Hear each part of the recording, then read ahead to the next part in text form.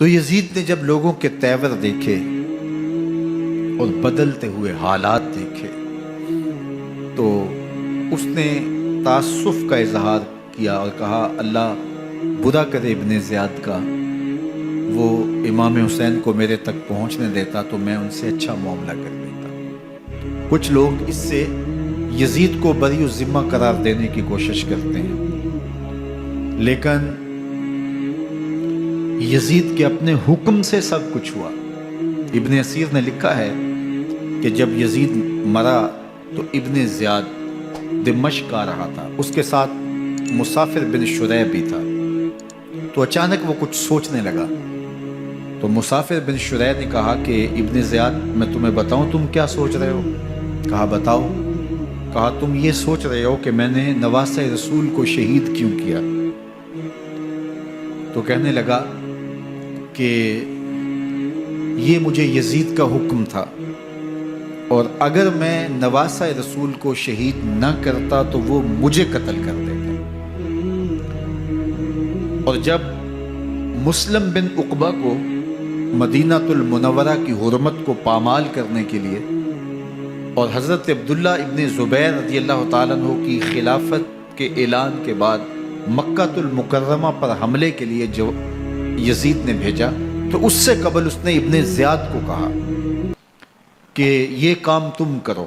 تو ابن زیاد نے جو جواب دیا وہ یہ تھا کہ میں تمہارے کہنے پہ پہلے ہی نواسہ رسول کو شہید کر چکا ہوں، اب نواسہ رسول کو شہید کرنا اور کعبۃ اللہ کی حرمت کو پامال کرنا، یہ دو چیزیں میں جمع نہیں کروں گا، اور اس نے بادشاہ کے حکم کا انکار کر دیا۔ تو یزید نے امام حسین رضی اللہ تعالیٰ عنہ کی شہادت کا حکم دیا تھا ابن زیاد کو، اور یہ دو گواہیاں میں نے ابن زیاد سے آپ کے سامنے رکھی۔ باقی اس کا یہ سیاسی پینترا کہ وہ تعصف کا اظہار کرے، تو قاتل کی پشیمانی مقتول کی اہمیت تو بڑھا سکتی ہے، لیکن قاتل کے دامن سے قتل کا داغ نہیں دھو سکتی۔ تو حضرت امام حسین رضی اللہ تعالی عنہ کا قتل یزید کو اب نظر آ رہا تھا مجھے بہت مہنگا پڑے گا، آخرت تو برباد ہوئی، دنیا بھی میں نے برباد کر لی، اور میری حکومت بھی مستحکم نہیں رہ سکے گی۔ تو اب اس نے یہ کہنا شروع کر دیا کہ خدا برا کرے ابن مرجانہ کا کہ وہ راستہ دے دیتا اور امام حسین کو میرے تک پہنچ دیتا۔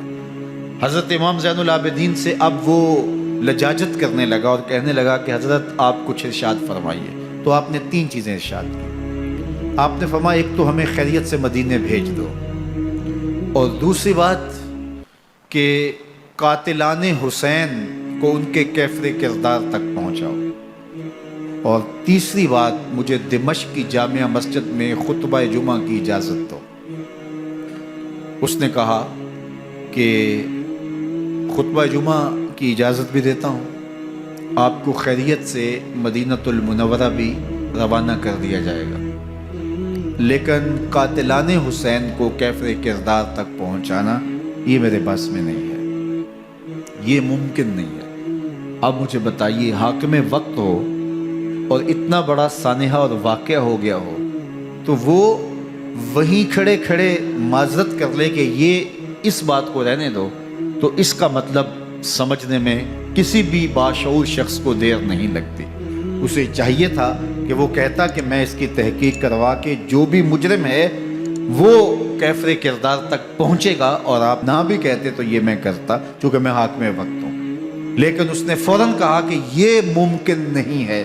تو اس کا مطلب کیا کہ مجرم میں خود ہوں، تو میں اس سے جو ہے وہ بچنا چاہتا ہوں۔ تو اس نے حضرت امام زین العابدین کو کہا دو شرطیں تو قبول ہیں، لیکن یہ تیسری شرط قبول نہیں ہے اور یہ ممکن نہیں ہے۔ تو یہ واضح اس بات کا اشارہ ہے کہ یزید کے حکم سے، اس کی منشا سے اور اس کے کہنے سے حضرت امام کو شہید کیا گیا، اور اس نے حضرت امام حسین رضی اللہ تعالی عنہ کے مبارک لبوں پر چھڑیاں بھی ماری اور آپ کے دانتوں پر ضربیں لگائیں چھڑیوں۔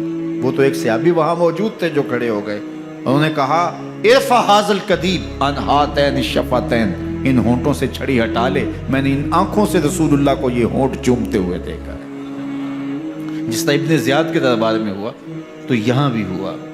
اللہ اکبر۔